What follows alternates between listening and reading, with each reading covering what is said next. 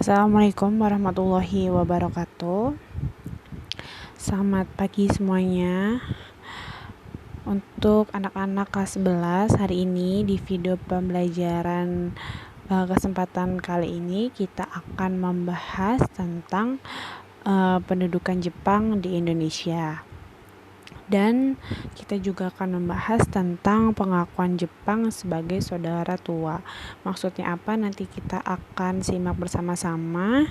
Mohon didengarkan penjelasan prolog dari saya.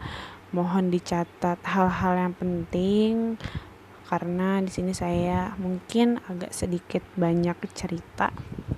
Jadi tolong juga sambil dibuka catatannya dan dicatat hal-hal yang penting, walaupun di PPT kali ini saya sudah membuat poin-poinnya.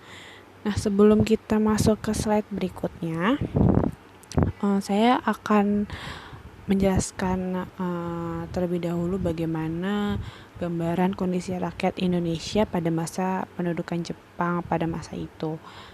Nah, siapa sih di sini kita yang nggak mengenal nama Jepang gitu ya?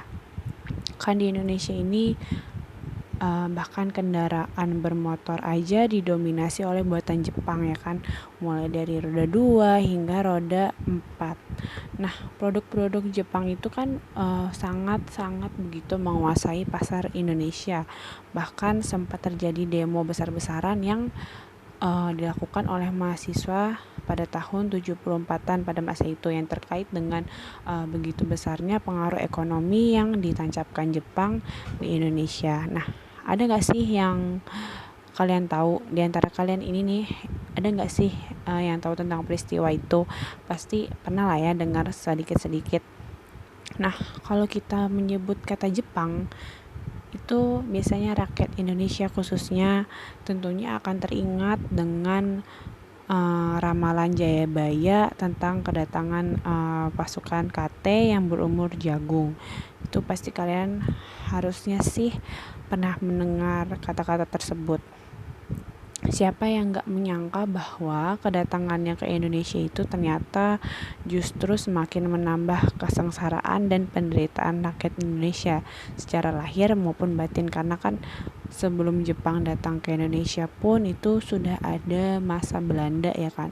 Belanda sudah masuk ke Indonesia terlebih dahulu, ditambah dengan adanya Jepang itu bahkan membuat masyarakat Indonesia semakin sengsara gitu. Nah, lalu kita lanjut lagi bercerita. Mohon banget ini dicatat hal-hal yang penting yang mau saya ceritakan.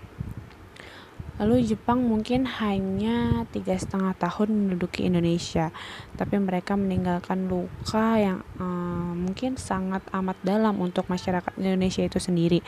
Hal ini kita bisa lihat dari cerita-cerita kelam tentang bagaimana kejamnya mereka kepada para pendahulu ya kan, kepada para pahlawan kita, seperti membunuh, menyiksa, kerja paksa ataupun cara-cara lainnya. Nah, nggak hanya itu, kekejaman Jepang pada masa itu juga bisa kita lihat dari tempat-tempat yang mereka tinggalkan. Misalnya beberapa gua Jepang yang ada di Indonesia. Kalau kalian sering nonton YouTube misalnya Jurnal Risa atau Diary Misteri Sarah, itu kan sering menceritakan sejarah-sejarah. Kebetulan saya juga nonton itu, jadi mau gak mau kita juga sambil mengingat, wah iya benar pada masa itu benar-benar sekejam itu gitu. Nah, misalnya juga ada kabar yang mengatakan bahwa jika kebanyakan gua Jepang di sini dipakai mereka sebagai tempat penyiksaan dan penjara bagi orang-orang pribumi yang dianggapnya bersalah. Jadi malah tanah air kita malah dijadikan sebagai tempat penyiksaan, tempat tinggalnya sendiri gitu. Nah, itu hanya sebuah cerita supaya kita mengingat bagaimana susahnya pahlawan kita mempertahankan negara kita ini. Kita harus banyak-banyak bersyukur bisa hidup di masa yang sudah merdeka gitu ya, walaupun menurut kalian atau menurut pandangan kalian ya belum merdeka-merdeka banget gitu ya. Oke, kita lanjut aja ke materi. Kita masuk ke bagian 1 tentang modernisasi dan perkembangan imperialisme Jepang. Nah, di sini ada awal modernisasi Jepang. Sejak 1639, Shogun Tokugawa menjalankan politik sakoku atau politik isolasi. Terjadi persaingan antara shogun dengan tuan tanah yang semakin ketat. Pada 31 Maret 1854, Commodore Matthew datang dan berhasil memaksa Jepang menandatangani perjanjian Kanagawa. Nih, perlu kalian garis bawahi. Ini saya ingin ceritakan sedikit timeline yang sudah saya catat tapi tidak ada di PPT, jadi kalian harus dicatat sendiri ya dengan apa yang saya katakan. Jadi pada tanggal 7 Desember 1941 pada waktu itu terjadi peristiwa besar nih. Kalau kalian masih ingat, pasti SMP kalian udah pernah dengar bahwa Jepang itu menyerbu pangkalan angkatan laut di Pearl Harbor di Hawaii. Nah, aksi Jepang ini itu merupakan sebuah gerakan invasi militer yang kemudian dengan cepat merambah ke kawasan Asia Tenggara gitu. Jadi sehingga di Januari sampai Februari pada tahun 42 itu Jepang telah menduduki Filipina, Pontianak, Balikpapan, Palembang, bahkan Kalimantan Timur gitu, tepatnya di Tarakan nih kalau kalian masih ingat, dan juga Samarinda. Jangan sampai ketinggalan di Samarinda. Yang mana waktu itu tuh bangsa Belanda masih berada di wilayah Indonesia. Bahkan beberapa minggu kemudian Jepang telah berhasil mendarat di Pulau Jawa, tepatnya di Teluk Banten pada tanggal 1 Maret 1942. Nah, kemudian juga mereka mendarat di Kragan Jawa Timur dan di Eretan di Jawa Barat.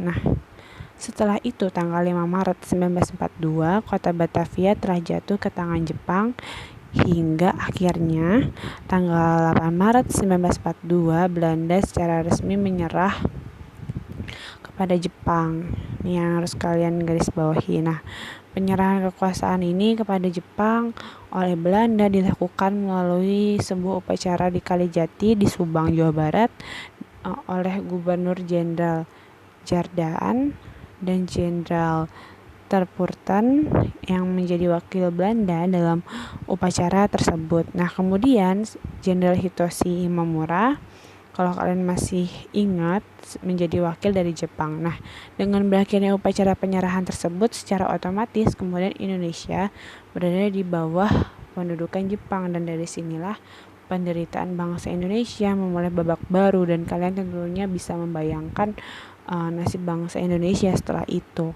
Jadi sudah selesai Belanda menjajah negara Indonesia, dilanjut lagi Jepang gitu ya kan. Bayangin aja, dimulainya penjajahan Jepang di Indonesia itu kan menjadi mimpi buruk bahkan bagi bangsa Indonesia.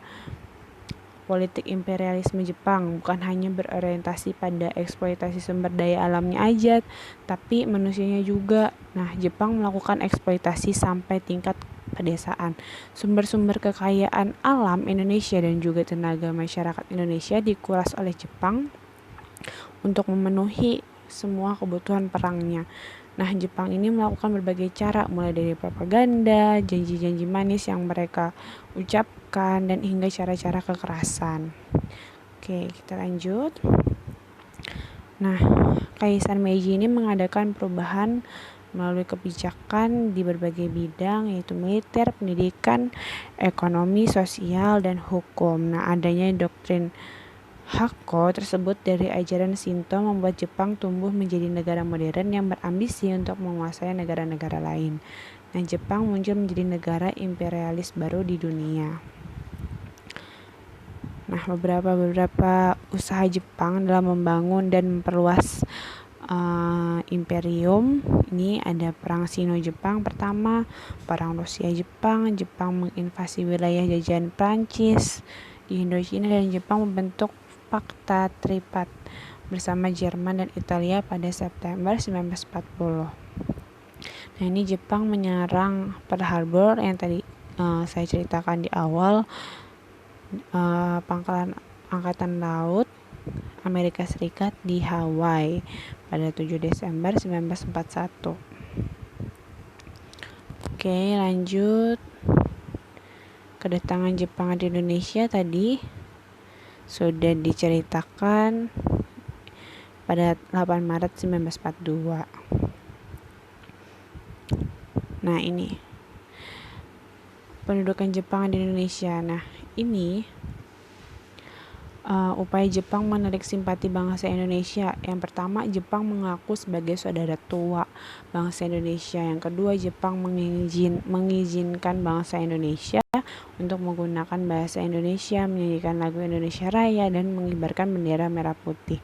Dan Jepang mengganti semua nama-nama jalan, gedung dengan nama dalam bahasa Jepang. Nah, Jepang membantu gerakan 3A, nanti akan kita simak bersama-sama.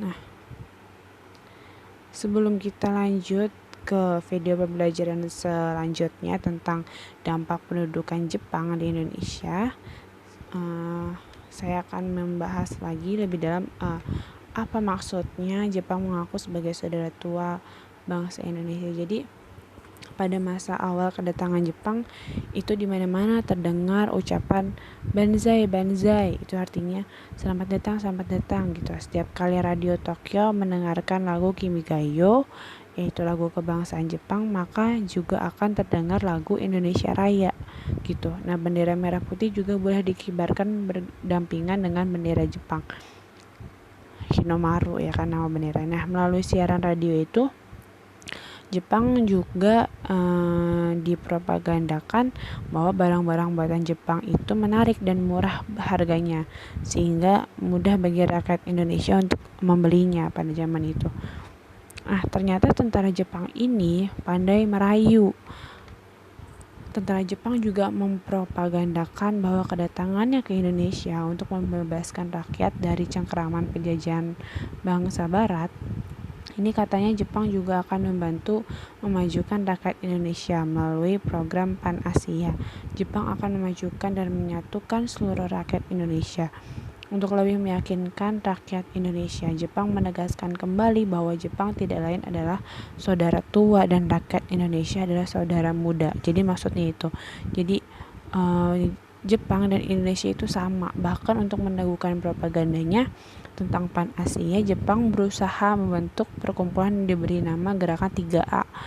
Tahu nggak sih kalian Gerakan 3A? Jadi Gerakan 3A itu gerakan yang dipropagandakan oleh tentara Jepang untuk menarik simpati rakyat Indonesia. Jadi gerakan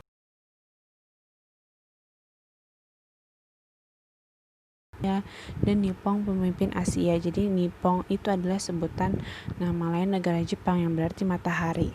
Dengan segala bentuk propaganda manis tersebut nih ya, tidak heran jika kedatangan Jepang di masa-masa awal disambut gembira oleh rakyat Indonesia. Jepang mendatangkan harapan bahwa Jepang benar-benar akan membebaskan rakyat Indonesia dari penjajahan gitu pada masa itu. Jadi ibaratnya bangsa Indonesia itu tertipu dengan rayuan mereka. Nah, saudara tua diterima baik oleh rakyat Indonesia, namun seiring dengan berjalannya waktu, sifat pendudukan Jepang memperlihatkan bentuk aslinya. Sifat baik yang diperlihatkannya di masa awal pelan-pelan bergeser menjadi praktek penjajahan yang kejam dan mendatangkan penyiksaan bagi rakyat Indonesia gitu, kayak laki-laki ya gitu, bercanda. Oke. Mungkin penjelasan tentang sifat pendudukan Jepang cukup sampai di sini video pembelajarannya. Kita akan lanjut di video pembelajaran selanjutnya tentang bagaimana dampak dari pendudukan Jepang di Indonesia. Oke, sekian dari video saya kali ini. Wassalamualaikum warahmatullahi wabarakatuh.